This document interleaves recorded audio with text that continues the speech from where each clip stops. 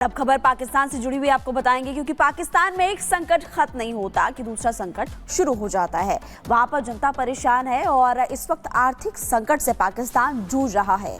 और यही वजह है कि पाकिस्तान ने एक बार फिर से कटोरा उठा लिया है और चीन के सामने पहुंच गया। चीन से पहले भी 30 अरब युआन का कर्ज ले चुका है। इस बार 10 अरब युआन का कर्ज और मांगा गया है।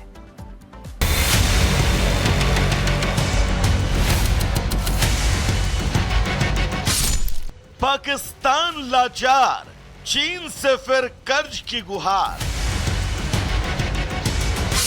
खत्म हुआ कानून का राज, पाकिस्तान में जंगल राज। बड़े आर्थिक संकट से जूझ रहे पाकिस्तान ने समस्या से निपटने के लिए एक बार फिर चीन के सामने झोली फैला दी। पाकिस्तान ने चीन से अतिरिक्त 10 अरब युआन यानी कि करीब 1.4 अरब डॉलर का कर्ज मांगा। नकदी की कमी से जूझ रहा पाकिस्तान पहले ही 30 बिलियन युआन की चीनी व्यापार सुविधा का इस्तेमाल कर चुका है। इस बाबत पाकिस्तान के वित्त मंत्रालय की ओर से एक बयान जारी किया गया, जिसके मुताबिक पाकिस्तान के वित्त मंत्री औरंगजेब ने अंतर्राष्ट्रीय मुद्रा कोष और विश्व बैंक की वार्षिक बैठकों के दौरान चीन के वित्त मंत्री लियाओ मिन से मुलाकात की। इस दौरान पाकिस्तान के वित्त मंत्री ने चीनी मंत्री से मुद्रा अदला बदली करार के तहत सीमा को बढ़ाकर 40 अरब युआन करने का अनुरोध किया। खबर है कि अगर चीन पाकिस्तान के इस मांग को स्वीकार करता है तो इस सुविधा लगभग 5.7 अरब डॉलर तक पहुंच जाएगी। हालांकि पाकिस्तान ने लोन लिमिट बढ़ाने की मांग कोई पहली बार नहीं की है। पाकिस्तान पहले भी कई बार चीन के सामने कर्ज सीमा बढ़ाने की मांग कर चुका है, लेकिन इससे पहले चीन ने पाकिस्तान के सभी अनुरोधों को अस्वीकार कर दिया। पाकिस्तान के हुक्मरानों से वहां की जनता भी परेशान है। जनता का कहना है कि एक पड़ोसी देश भारत लगातार नई बुलंदियों को छू रहा है, विकास कर रहा है, लेकिन उनका देश सिर्फ चीन से कर्ज ले रहा है। हुंजा गया हाँ। और वहाँ पे मैंने टनल्स देखे। मैंने कहा क्या बात है जी, क्या बात है, पाकिस्तानी गवर्नमेंट ने तो बड़ा काम किया हुआ है यहाँ पे। हाँ। और मुझे उसने कहा अच्छा जी पाकिस्तानी गवर्नमेंट ने काम किया। ओ भाई चाइना ने बनाया, चाइना के पास ठेका है, चाइना इससे प्रॉफिट लेगा। हाँ। मैंने कहा मारो मुझे। मोटरवे भी चाइना के पास है, प्रॉफिट लेगा। यार हर एयरपोर्ट चीज भी, गवादर भी, इधर उधर भी चाइना बना रहा है। बलोचिस्तान चाइना के पास अगर है। चाइना बना रहा है तो वो अपना प्रॉफिट भी ले रहा है, और ये चीजें हमें खुद बनानी चाहिए और बदले में हमें क्या मिल रहा है? इंटरेस्ट, हैवी इंटरेस्ट जो हमने चाइना को दिया। लोन हाँ। लोन मिल रहा है और उसके जो है इंटरेस्ट हम पे बनता जा रहा है। हम अगली किस्त लेते हैं, पिछले का इंटरेस्ट दे देते हैं। ऐसा नहीं है कि पाकिस्तान सिर्फ आर्थिक संकट से जूझ रहा, बल्कि वो हर उस समस्या से ग्रस्त है जिसको आतंकिस्तान ने आतंक को बढ़ावा देने के चक्कर में खुद ही मोल ली है। कानून व्यवस्था को लेकर हुए नए सर्वे की रिपोर्ट ने पाकिस्तान की इंटरनेशनल बेइज्जती करने में कोई कसर नहीं छोड़ी। जिन्ना के सपनों वाला ये देश कानून व्यवस्था के मामले में दुनिया के तीसरे सबसे खराब देशों में शामिल है। World justice project rule of law index में 142 देश शामिल हैं। इस रैंकिंग को हर साल एक सर्वेक्षण के बाद जारी किया जाता है, जिसमें प्रमुख तौर पर 8 आधारों पर देश को रैंक दी जाती है, जिसमें सरकारी शक्तियों पर प्रतिबंध, भ्रष्टाचार की अनुपस्थिति, खुली सरकार, मौलिक अधिकार, व्यवस्था और सुरक्षा, नियामक प्रवर्तन, नागरिक न्याय और आपराधिक न्याय शामिल हैं। मतलब साफ है, जिस पाकिस्तान का मकसद सिर्फ भारत में दहशत फैलाना है, वह आज अपने घर में मचे संग्राम को झेलने में नाकाम है। फिर चाहे बात आर्थिक स्थिति की हो या फिर कानूनी हालातों की, पाकिस्तान हर जगह मुंह की खा रहा है। ऐसे में सवाल है कि चीन से कर्ज लेकर आखिर कब तक पाकिस्तान अपनी आवाम को बुनियादी सुविधाएं दे सकेगा। Bureau report, Republic Bharat. और वर्ल्ड जस्टिस प्रोजेक्ट के रूल ऑफ लॉ इंडेक्स के अनुसार पाकिस्तान की स्थिति अगर आप देखेंगे तो कानून व्यवस्था के मुताबिक भी बहुत खराब है। वहां पर लॉ एंड ऑर्डर है ही नहीं, और इनफैक्ट अगर आप देखेंगे तो नाइजीरिया से कुछ ही कदम ऊपर है। और जिस पायदान पर पाकिस्तान है उससे आप अंदाजा लगा सकते हैं कि इस वक्त पाकिस्तान की स्थिति क्या है। आपको ग्राफिक्स के जरिए बता देते हैं कि टॉप 5 जो देश है वो कौन कौन है। पाकिस्तान में लॉ एंड ऑर्डर नहीं है। देखिए, नंबर 1 पे डेनमार्क, नॉर्वे, पे फिनलैंड और स्वीडन।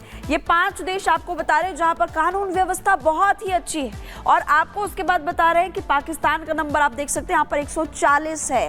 पाकिस्तान सिर्फ और सिर्फ माली और नाइजीरिया से ही 2 कदम ऊपर है। माली और नाइजीरिया की बात करें 142 पे और नाइजीरिया 141 पर, लेकिन पाकिस्तान 140 पर।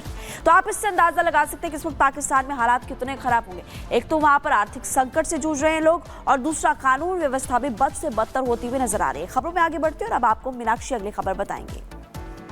और अब बात करेंगे उत्तर प्रदेश की। उत्तर प्रदेश के मुख्यमंत्री योगी आदित्यनाथ ने मदरसों की जांच को लेकर के एक रूपरेखा खींची थी। अब इस पर एक्शन लेना शुरू हो गया है और इस जांच के घेरे में 4000 मदरसे हैं यूपी के जो कि आ गए हैं। अब इनमें फंडिंग कहां से आती है, लाइसेंस कैसे मिलता है, इससे संबंधित हर जानकारी की तलाश की जा रही है।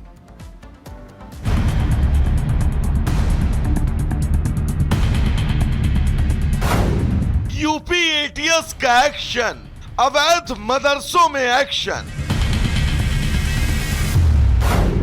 जांच का आदेश जारी, अवैध पर अब तालेबंदी की बारी।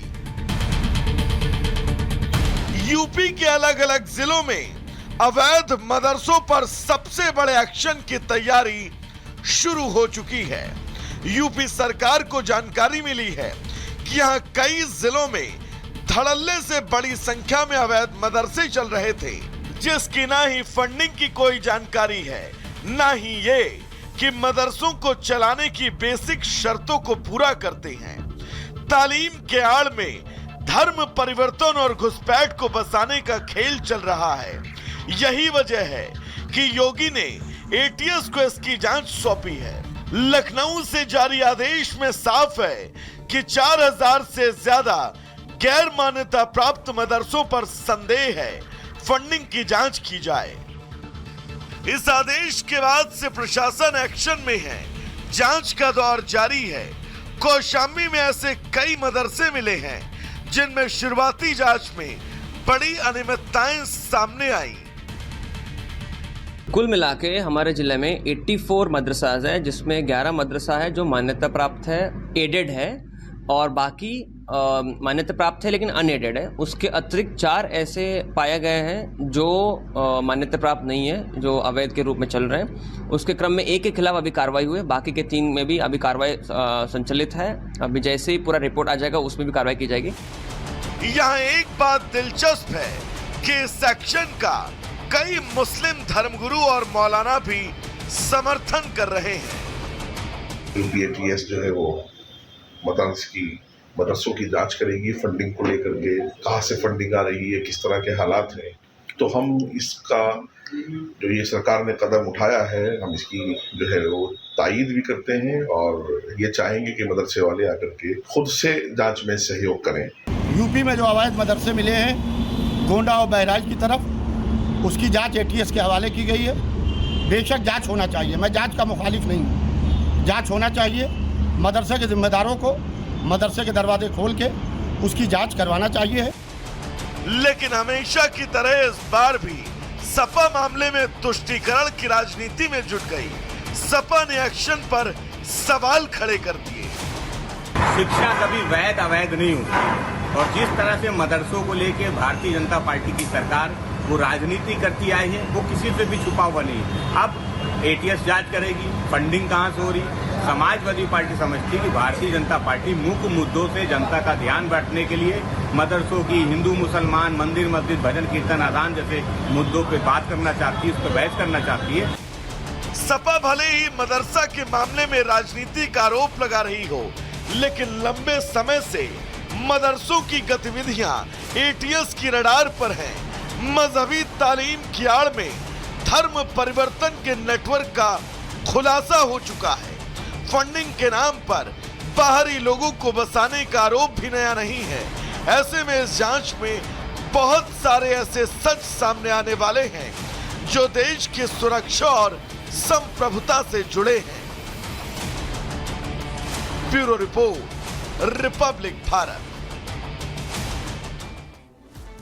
अवैध मदरसों की जांच का कुछ लोग समर्थन कर रहे हैं, तो एक धड़ा आपने सुना कि उसका विरोध करते हुए नजर आ रहा है। अब 4000